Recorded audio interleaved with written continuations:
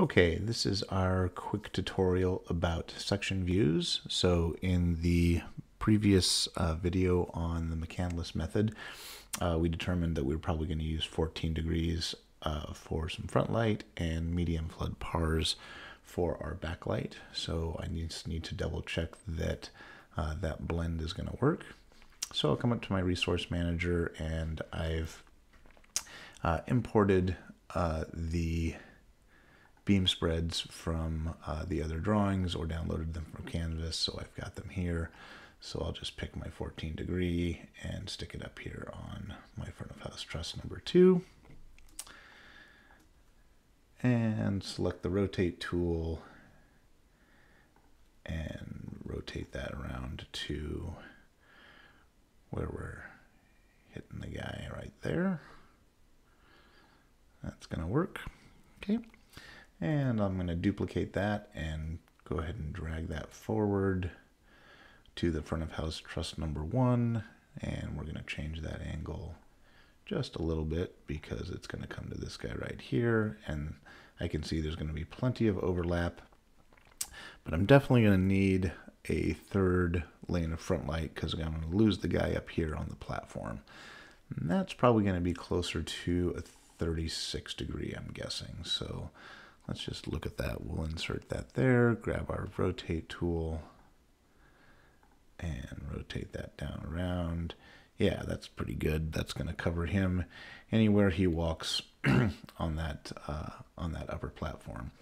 So those are basically my beam spreads for my front light. I think that's going to work pretty well.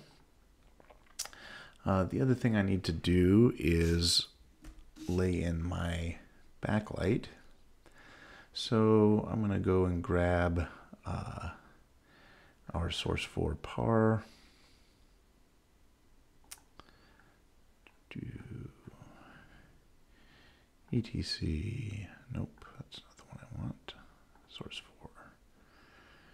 And source 4 par, and we want a medium flood.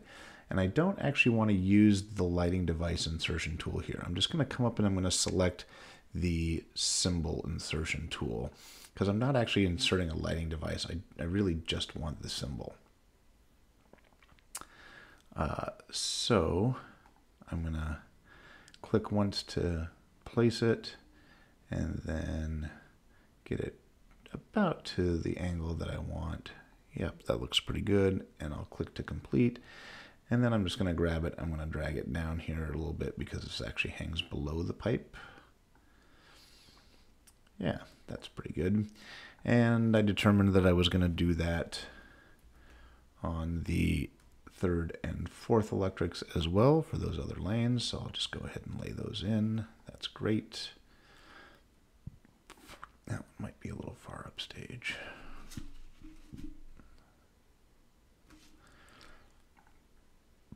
Okay. And I'm just going to go ahead and grab that front light symbol and duplicate it and bring it out here. There we go, because we know that we're going to have lights hanging right there. And so now I've got to deal with my sight lines. This is our sight line mark. So it represents somebody sitting in the audience, and that's the determination that we're going to work off of for our masking. So I'm going to basically just activate my line tool, go right from those crosshairs, and move this up. This light has a top hat on it, which that symbol does, which we're not going to have on that first electric. So we'll just ignore that. What I would tell you is rather than duplicating that symbol, actually grab a symbol from your object library in your resource manager. I'm really just doing this for the sake of demonstration. But I don't want to be able to see any of that. And right now, obviously, I can. There's nothing stopping that. I'm going to go ahead and duplicate that and do the same thing for my other electrics. Duplicate it again. Drag it over. And once more.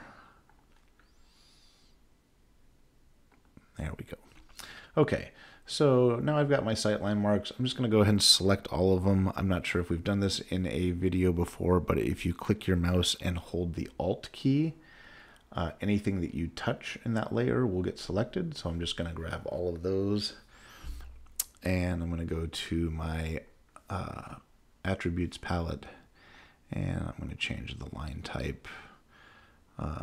Yeah, sure, that seems fine, just so it's a dashed line, so not quite so definitive.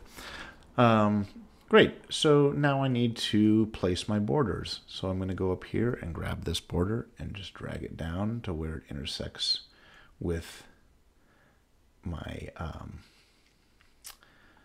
sight line, to know that that light is completely masked from that position. The other thing that I can do here, if I feel like this is a little bit too much of the black border showing, is I could certainly raise this pipe, but then I have to also be cognizant of what that's doing to my front light angle. So that's a decision that has to be made. I'm going to grab this border, drag it down till it intersects that line, and this one till it intersects the line, and this one. There we go. So now we know that all of our lights are completely masked from anybody in the house. And that's kind of that. So there's our section view